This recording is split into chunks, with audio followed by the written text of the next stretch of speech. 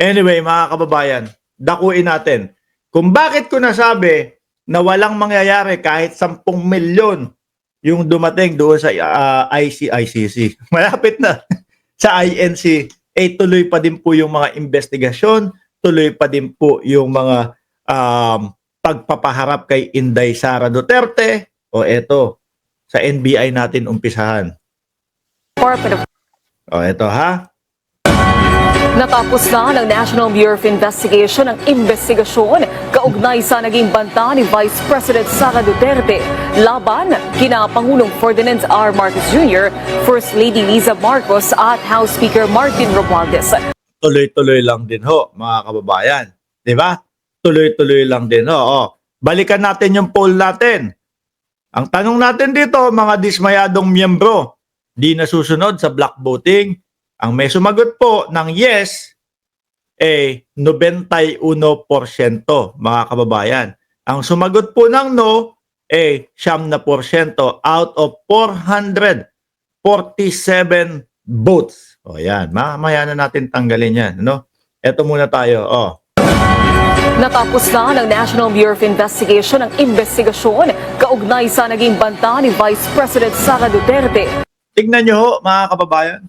No? Kahit yung pag-akyat ni Rodante Marcoleta at bumanat ng bumanat, kahit umabot ng 1.8 million katao yung pumunta doon, na yung iba sabi hindi namin alam na talagang ganun ang mangyayari. Hindi namin alam na talagang magiging political yung ano na yon, yung rally na yon. Kasi bago kami umalis ng bahay, alam namin sa puso at isipan namin, para sa kapayapaan ang pupuntahan namin. Di ba? Para sa kapayapaan ang pupuntahan namin. Kaso ho, mga bossing, pagdating doon, wala. Iba na. So, sino kaya yung may pakana? It's either Marcoleta, no? Merong mga nagsasabi na sinira ni Marcoleta yung peace rally namin. Nadismaya kami. Kahit ganun pa man ho, mga kababayan, natapos at natapos, sino ang presidente? Pangulong Bongbong Marcos pa din ho. No? Yung mga investigasyon kay Inday Sara Duterte, nandiyan pa din ho. Babalik lang ho. No? Babalik lang ho at pag-uusapan lang ho ulit, mga boss, chief, amo, sir, kung ano yung issue bago mag-rally na yon. Tapos na ang rally, balik tayo doon sa mga issue. No? At eto nga po, sabi ng NBI, tapos na yung kanilang pag-iimbestiga. Investigasyon kaugnay sa naging banta ni Vice President Sara Duterte laban kina Pangulong Ferdinand R. Marcos Jr., First Lady Liza Marcos at House Speaker Martin Romualdez. Ayon sa Department of Justice, yan yung tungkol ho sa yang si Marcos, yung pag ako nategi, no? Pag ako nategi, meron na akong inutusan na hanapin si Bongbong Marcos, hanapin si Liza Araneta Marcos, at hanapin si Martin Romualdez, no? Para tegihin sila. Isang pagbabanta po ng Vice Presidente na ang pinaniniwalaan ko po na pinanggalingan nito dahil dun sa frustration niya, nahirap sagutin, mga kababayan. Diba? Nahirap sagutin, mga bossing, yung mga confidential funds at kung ano-ano pa.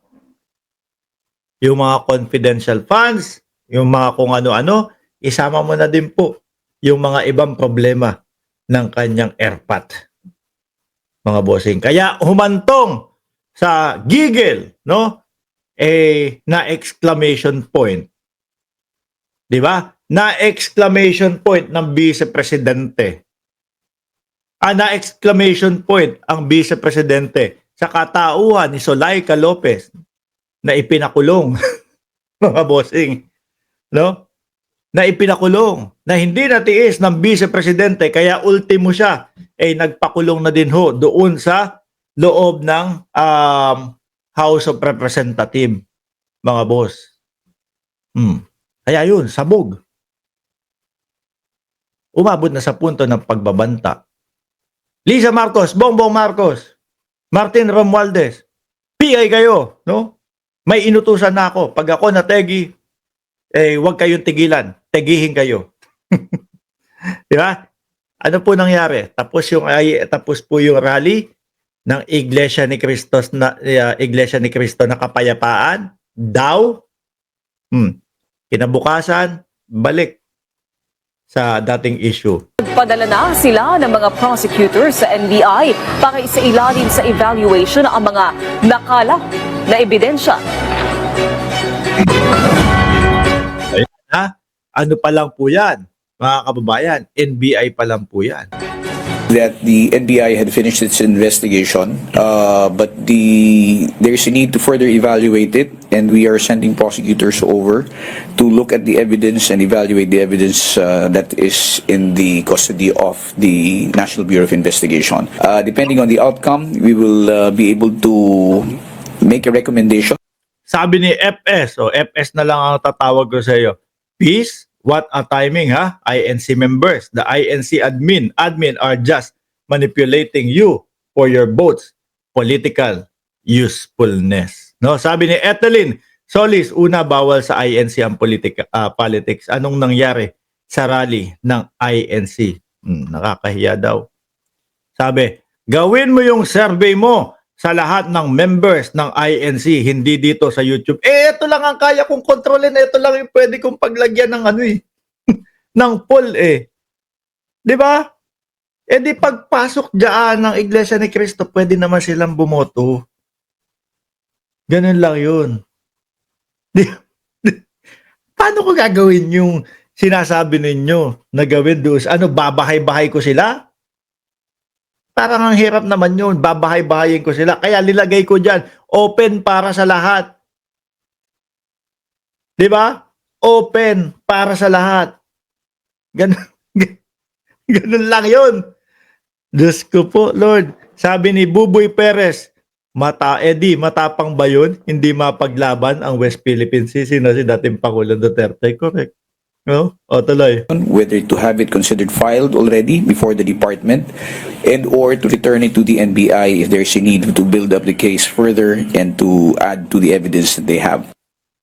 Umaasa ho kasi sila, yung mga DDS, mga kababayan, na yung rally na po yun, dahil nga milyon, no? May letter M milyon ang dumalo, ibig sabihin na daw po, ihinto na ang investigasyon sa Vice Presidente. Hindi po mangyayari yun.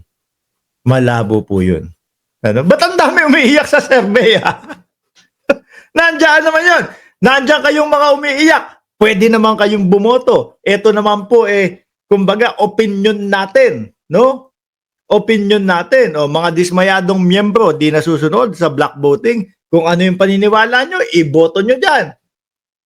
Bakit ayaw nyo bumoto? Nagagalit kayo sa akin. Open naman yan sa lahat. Lahat naman pwedeng bumoto. Di ba?